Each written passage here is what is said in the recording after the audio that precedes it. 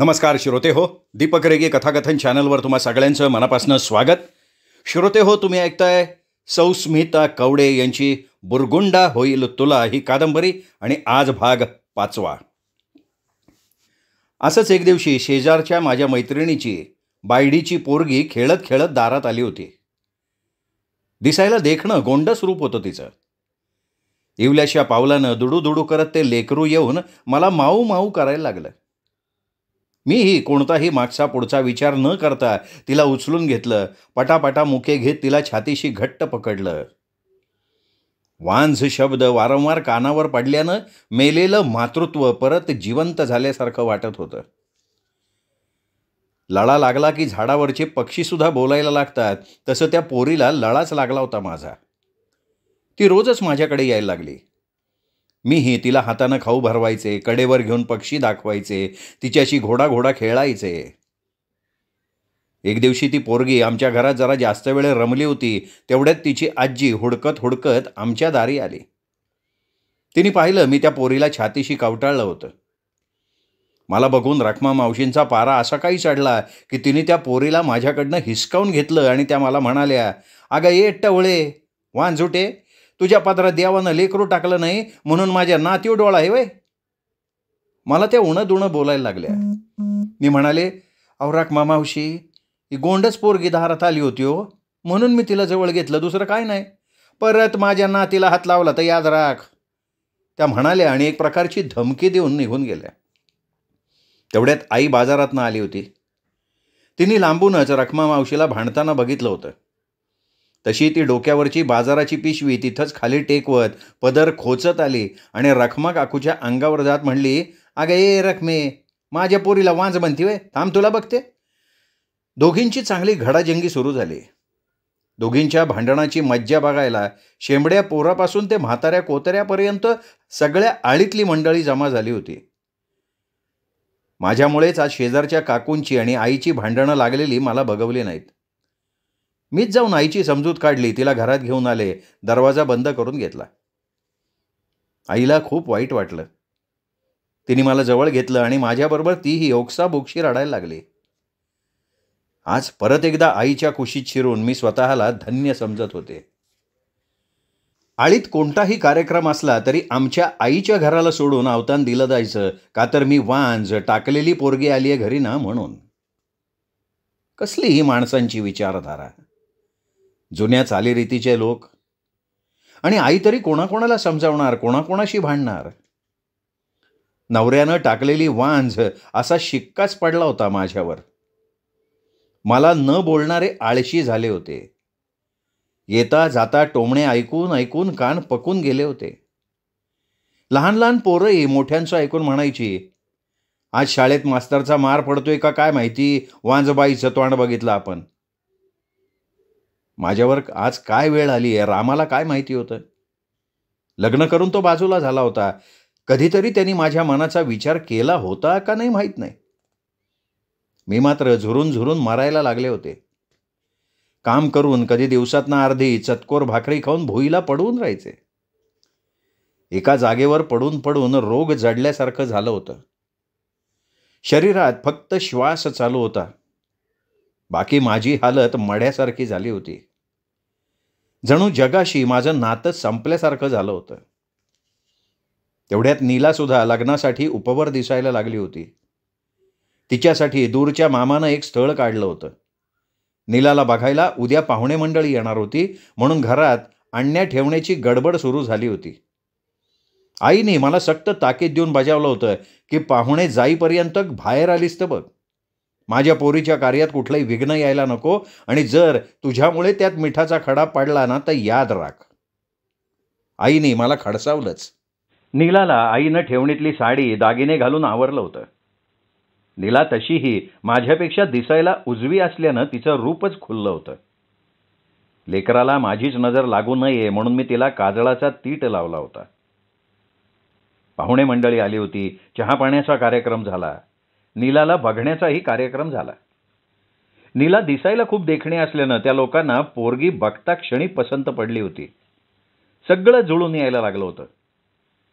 4 माणसं 2-4 आयाबायांनी त्यांचे कान भरले.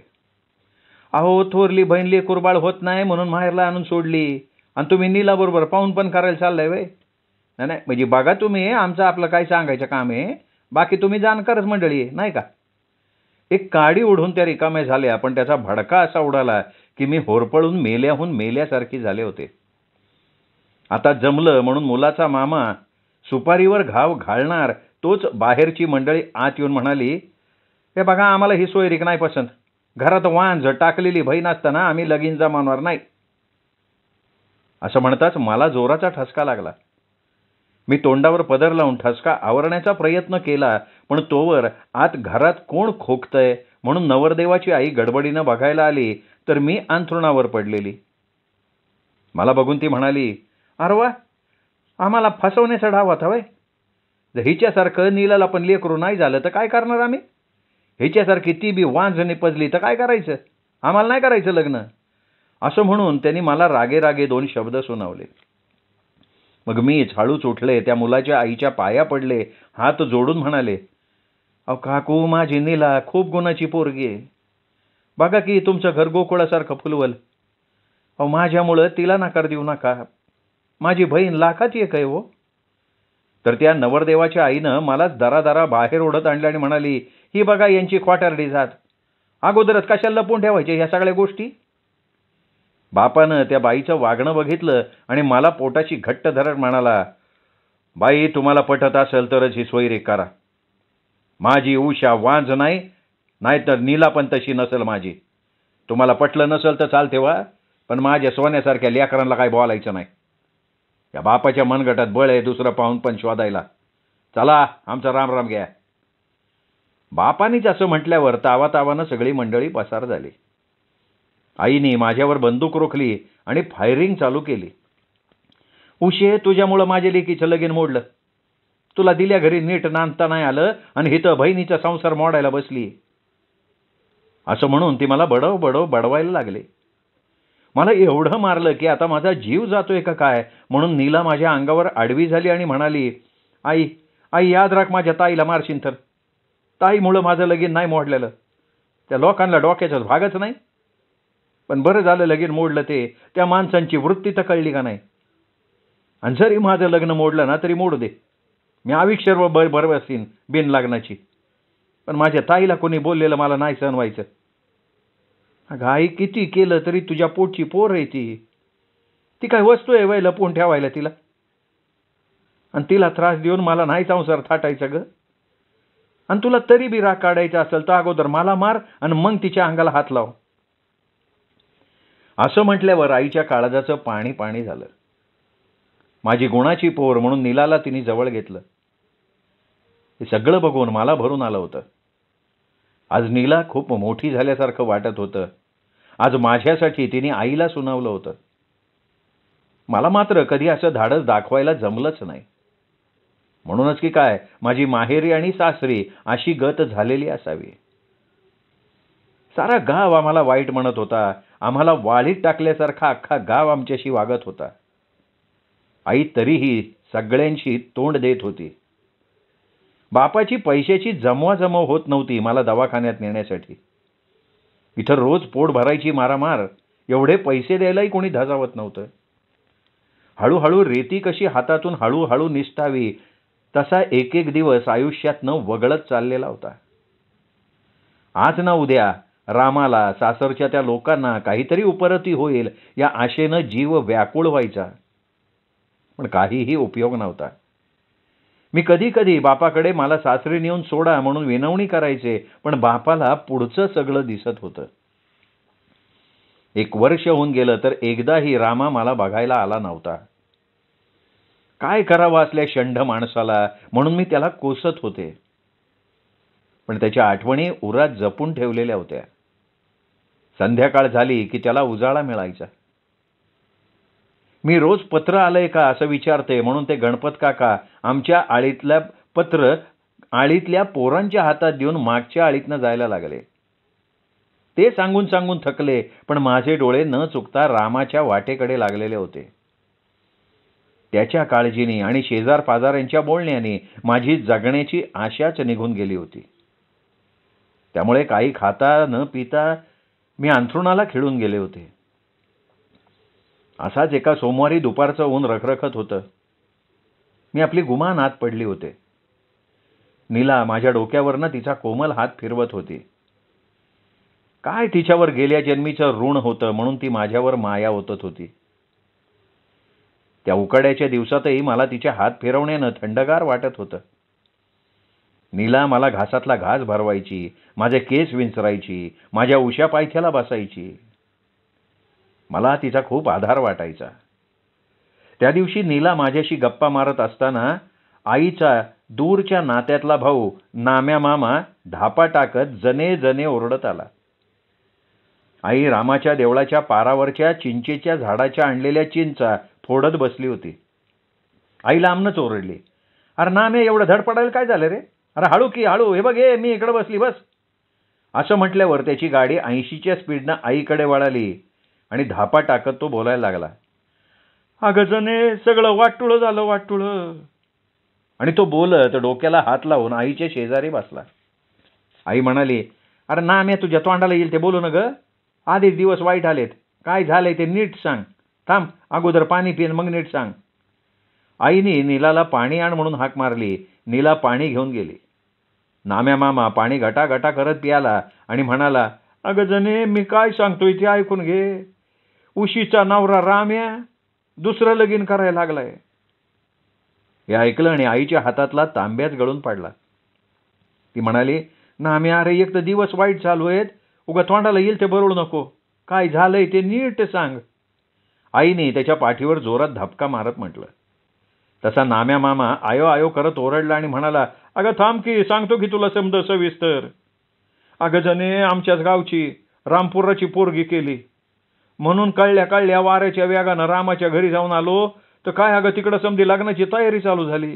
हे बघ, तिथनं चहा घेऊन आलोय तुझ्याकडं तारा तारा. नाम्या, तुझा मुडदा बशिवला तुझा. तू चहा पिऊन आला रे आणि वर तोंड करून मला सांगायला आला. तुला काय झालं रे तिथं बोलायला? असं म्हणत आई त्याच्यावर रागानं खेकसली. आई म्हणाली, तसा नाम्या मामा लटकन उठला आणि म्हणला, अगं मी लय काकुळतेला आलो होतो, पण ते शेवंताबाई पुढं कोणाचं काय चालतंय का? आईने ही बातमी बापाला आल्या आल्या सांगितली. तसा बापाला हृदयविकाराचा सौम्य झटकाच बसला. बापाला धरधरून घाम फुटला. त्याच्या छातीत जोरात कळ आली. मला तर सगळं संपल्याची जाणीव झाली. जे नको होतं तेच आज कानावर पडल्यानं मी पार कोलमडून गेले होते. मीच बापाला धीर दिला. त्यातून बाप कसाबसा सावरला होता, पण त्या दिवशी कोणाशी काहीही न बोलता न जेवता एकटक पत्र्याचं पन्हाळ मोजत बसला होता. रात्रीतूनच विचार केला, उशीला जर दवाखान्यात नाही दाखवलं तर आयुष्यभर वांज म्हणून माझ्या लेकराला बोलणं खावं लागेल. त्यापेक्षा तिला उद्याच दवाखान्यात नेतो म्हणून सकाळी उजाडल्या उजाडल्या बापानं उतरंडीची पितळीची भांडी मोडून आलेला पैसा घेऊन मला गुपचूप तालुक्याच्या मोठ्या हॉस्पिटलमध्ये जगदाळेबाईकडे नेलं. आईनं घरातली भांडी दिसेनात म्हणून तिकडे घर डोक्यावर घेतलं. बापाने दवाखान्यात माझ्या सगळ्या तपासण्या करून घेतल्या होत्या. बापाच्या जीवाची घालमेल मला बघवत नव्हती. माझ्यामुळे आज आईच्या संसारातली भांडी सुद्धा मोडावी लागली याची जीवाला चुटपुट लागून राहिली होती. माझी आत डॉक्टर तपासणी करत होते. ज्या हॉस्पिटल एरियामध्ये एक गणपतीचं मंदिर होतं, त्या मंदिरापुढे हात जोडून बाप हेलपाटे घालत माझ्यासाठी मनोमन त्या गणपती बाप्पाला साकडं घालत होता. माझ्याही मनात धाकधूक चाललेली होतीच.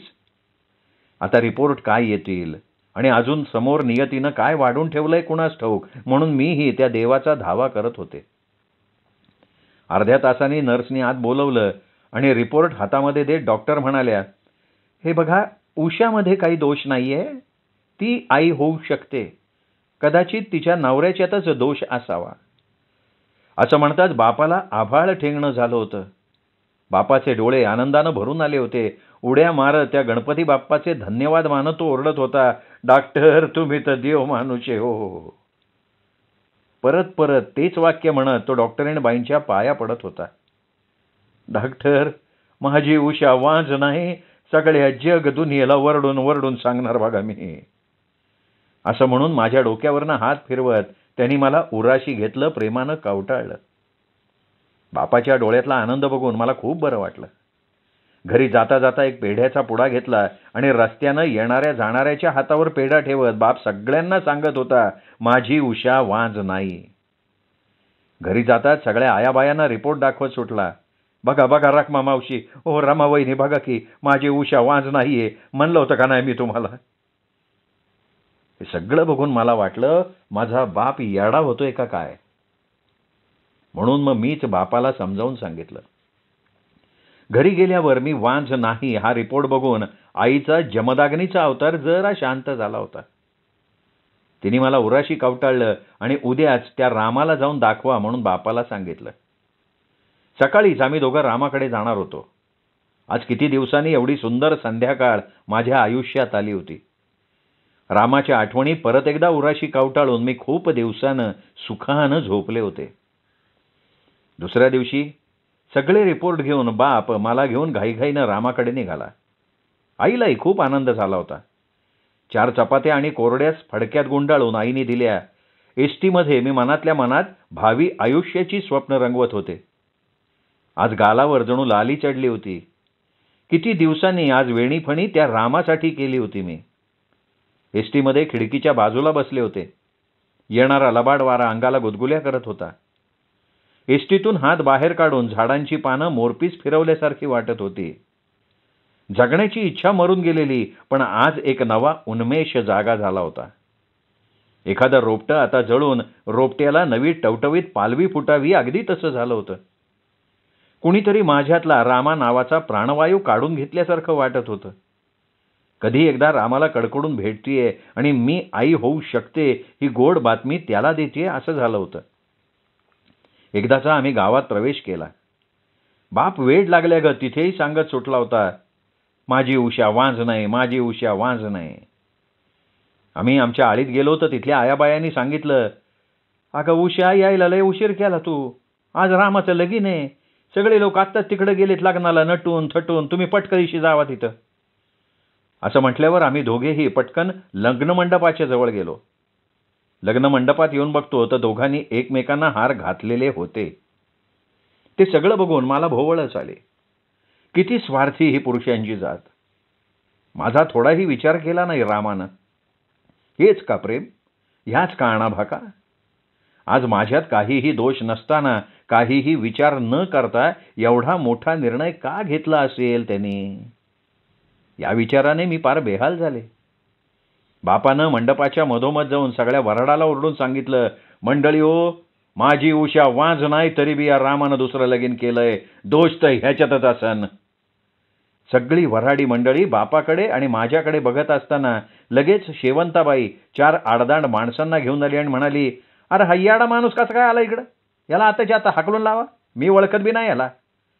असं म्हणून आम्हाला मारून हाकलून वेशीच्या बाहेरच काढलं. मंडपात जाऊनही रामाला न भेटता रिकाम्या हातानं परत यावं लागलं होतं.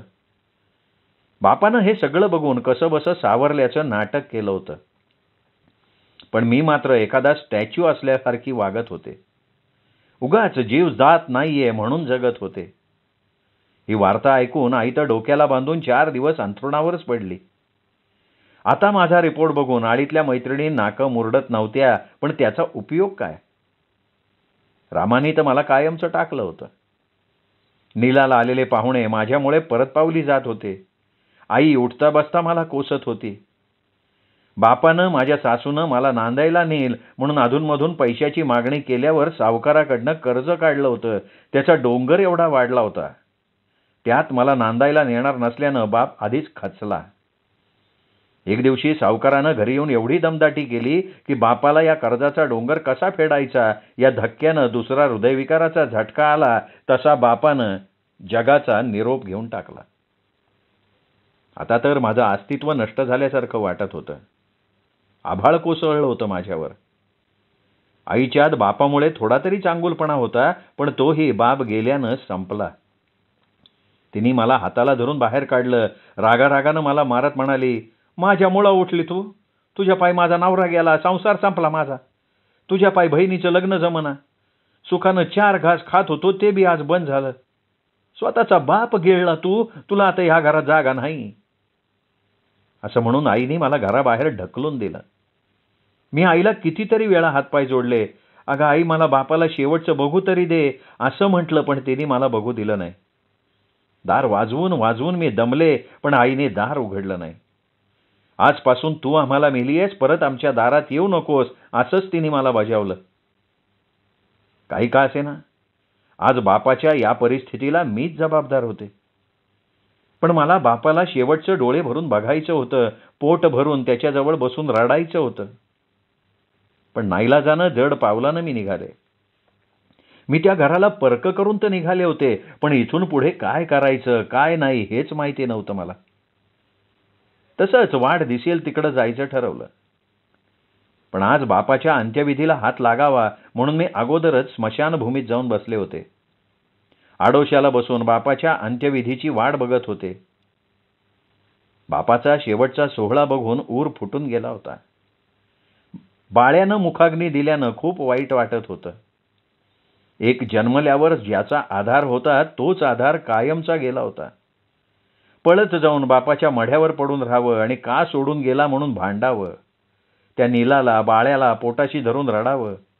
त्यांच्यापेक्षा मोठी असल्याच्या कर्तव्याच्या भावनेनं त्यांना आधार द्यावा. पण तिथंही नशीब फुटकंच होतं. तेही मला करता येत नसल्यानं माझ्यासारखी दुसरी अभागी या जगात शोधूनही सापडणार नव्हती. तिथं आलेली 4 माणसं माझ्या पायीच बाप गेला म्हणून मला दूषणं देत होती. आई तर मला शिव्यांची लाखोली वाहत होती. आडोशाला बसून मी धाय मोकलून रडत होते. थोड्या वेळानं सगळी माणसं जिकडे तिकडे झाल्यावर तिथे जाऊन जणू बापच समोर बसलाय काय असं समजून मी त्याच्याशी बोलत होते. अरे बा तुझ्याबरोबर मला काय नेलं तू? तू गेलास तसं मला कायमचं माहेर पण परक झालं रे बा. मी धड सासरची नाही राहिले ना माहेरची राहिले. तू देवाला सांग की म्हणाव माझ्याबरोबर माझ्या उशीला पण उचल म्हणाव. बापाच्या आठवणी काढून काढून रात्रभर मी तिथेच रडत रडत झोपले. अंधारी रात्र. टिटव्या ओरडायच्या, कुत्री भुंकायची, रातकिडे किरकिर करायचे, तरीही मला भीती वाटत नव्हती. रोज एवढ्या जवळून मरण बघितल्यामुळे स्मशानभूमीची भीती कधीच निघून गेली होती. कधीच त्या मनानं मरणाला कवटाळलं होतं. बापाच्या त्या मातीजवळ तशीच बसून रात्र उजाडली. उजाडल्यावर परत माणसांची गर्दी होईल. मी परत आडोशीला जाऊन बसले. बाप गेल्याचं दुःख होतं. इकडे तिकडे बघितल्यावर कोणीतरी 10व्याचा उतारा तिथे स्मशानभूमीत आणून ठेवलेला दिसला. पोटात डोंब उसळला होता. योग्य अयोग्य वेळ काळ कसलाही विचार पोटात उकरल्यानं मी जागेवरनं उठले. त्या उतार्यापाशी गेले. मागचा पुढचा विचार न करता त्यावर मी तुटून पडले. मी आधाशासारखं खाताना बघून तिथल्या लोकांनी मला उतार्याजवळून हाकलून लावलं. मी चालत होते. अनवाणी पायानं तोंड लपवत लपवत रस्ता सापडेल तिथे चालत होते. चालून चालून जीव दमून गेला होता. पाय दुखायला लागले होते. घशाला कोरड पडली होती. एका हापशावर हापसून पाहिलं तर एक थेंबभर सुद्धा पाणी आलं नाही. 4 घराची दारं ठोठावली. माई कुणी पाणी देता का? घासभर तुकडा द्या की पोटाला. असं म्हणत होते, पण मला बघून सगळ्यांनी दारं बंद करून टाकली. 2 दिवस उगाच वेड्यासारखं हिंडत होते. शेवटी थकून भागून गावाबाहेरच्या म्हसोबाच्या देवळात बसले. पोट लय वाईट असतं. पोटात आग पडल्यानं तोंडावर कांबळ ओढून म्हसोबाच्या देवळाच्या पायरीवर भीक मागत बसले. मला कोणीतरी ओळखेल म्हणून काळा कोळसा उगाळून मी तोंडाला फासून बसले. पण त्या दिवशी पदरात कुणीही भीक घातली नाही. पोटात रागीचा डोंब उठलेला. हातात घेऊन माती खावी का दगड खावेत असं झालं होतं. येणाऱ्या जाणाऱ्या लोकांच्या पाया पडून त्यांना हात जोडले तरी कुणीही काहीही दिलं नाही. लोक या जिवंत माणसातल्या आत्म्याला न जाणता त्या देवळातल्या देवापुढे नैवेद्य नेऊन ठेवत होते. कसली ही माणुसकी देवा. शेवटी पुजारी मंदिराचं दार लावून सगळे आवराआवरी करून निघाला. मंदिराच्या बाहेर नैवेद्य ठेवलेले होते. एका कुत्र्यानं तोंडात जे येईल ते घेतलं. कुत्र्याच्या तोंडातला नैवेद्य मला चलबिचल करून गेला. हा नैवेद्य मला हवा. भूक मला उफराटे विचार चेतवत होती. भुकेपुढे आचार विचार संपले होते. माझ्यातली पशुवृत्ती चेतून उठली. मी हातात दगड घेतला आणि नकळत मी त्या कुत्र्याचा पाठलाग करायला लागले. कुत्र्याला दगड मारणं, त्याला जखमी करणं हा माझा उद्देश नव्हता, तर त्याच्या तोंडातला तो नैवेद्य हवा होता मला. मी दगड भिरकावला. तो त्याच्या जवळ जाऊन पडला. त्यांनी भुंकण्यासाठी तोंड उघडलं. माझं काम झालं. त्याच्या तोंडातला नैवेद्य खाली पडला. मी दगडावर दगड मारत राहिले. कुत्र्यानं पळ काढला. कुत्र्याच्या तोंडातला अर्धामुर्दा झालेला तो नैवेद्य, त्या नैवेद्याचे तुकडे मी मोठ्या आनंदानं खाल्ले. त्या 2 तुकड्यानं काय होणार होतं? पण अजिबातच नाही, त्यापेक्षा बरं असं वाटलं. पण पोट भरलेलं नसल्यानं थकूनही झोप येणं शक्य नव्हतं. त्या दिवशी पोटात पाय घालून मी तरट्यावर झोपले. कुणीतरी वेशीबाहेर उतार्यावर टाकलेला दामटा. आता माझं मन मेलं होतं. लाज लज्जा संपली होती. जगण्यासाठी अन्न पाहिजे एवढंच कळत होतं. ते कसं आहे, कुठं मिळतंय याचा विचार मनाला येत नव्हता. कुणी पिवळा भात लिंबू उतरून टाकलेला अंडा असू दे, मी खुशाल जाऊन खायचे. परत म्हसोबाच्या देवळात येऊन तरट्यावर झोपायचे. जसा माझा बाप गेला तशी सगळी माणसं माझ्या मनातनं देशोधडीला गेलेली होती.